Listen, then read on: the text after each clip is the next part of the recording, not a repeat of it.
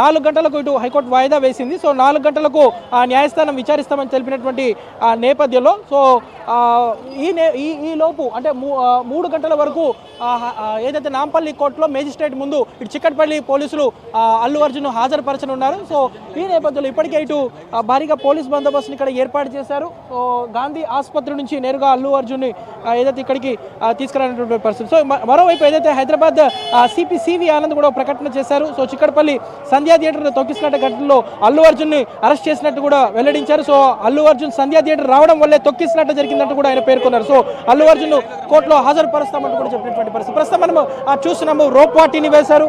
ఇక్కడంతా కూడా ఏదైతే టాస్క్ ఫోర్స్ పోలీసులను కూడా ఇక్కడ మోహరించినటువంటి సిచ్యువేషన్ కనిపిస్తుంది. మరోవైపు ఏదైతే నాంపల్లి పరిసర ప్రాంతాలు మొత్తం అంటే ఫ్రైడే కావడంతో వాస్తవానికి ఇక్కడంతా కూడా రద్దీ ఎక్కువగా ఉంటుంది. సో అందులో భాగంగానే భారీ మొత్తం మరోవైపు అభిమానులు కూడా ఇక్కడ చేరుకుంటున్నటువంటి నేపథ్యంలో ఎక్కడ కూడా గలాటా కాకుండా గందరగోళం కాకుండా పూర్తిగా ముందస్తుగానే పటిష్టమైనటువంటి బందోబస్తు దాదాపు వందలాది మంది పోలీసులను ఇక్కడంతా కూడా చుట్టూ నాంపల్లి కానివ్వండి ఇటు ఏదైతే ఇటు ఈ సరౌండింగ్ అంతా కూడా ఈ రోడ్డు మార్గం దాదాపు 2-3 కిలోమీటర్ల పరిధి వరకు అంతా రూట్ను కూడా క్లియర్ చేసినటువంటి పరిస్థితి కనిపిస్తుంది. మరోవైపు గాంధీ ఆసుపత్రి నుంచి అల్లు అర్జున్ వైద్య పరీక్షలు పూర్తి కావడంతో 3 వాహనాల్లో పోలీస్ భద్రత మధ్య అల్లు అర్జున్ తరలించారు. సో అల్లు అర్జున్ అభిమానులను క్లియర్ చేసిన తర్వాతనే ఏదైతే ఇటు ఆసుపత్రి నుంచి బయటకు వస్తున్నటువంటి పరిస్థితి కూడా మనకు కనిపిస్తుంది. సో చిక్కడపల్లి పిఎస్లో కూడా అల్లు అర్జున్ కూడా ఏదైతే స్టేట్మెంట్ని కూడా రికార్డు చేశారు. ఈ నేపథ్యంలో సంధ్యా థియేటర్లో జరిగినటువంటి ఘటనతో మాత్రం తనకు ఎలాంటి సంబంధం లేదంటూ కూడా ఈ స్టేట్మెంట్లో అల్లు అర్జున్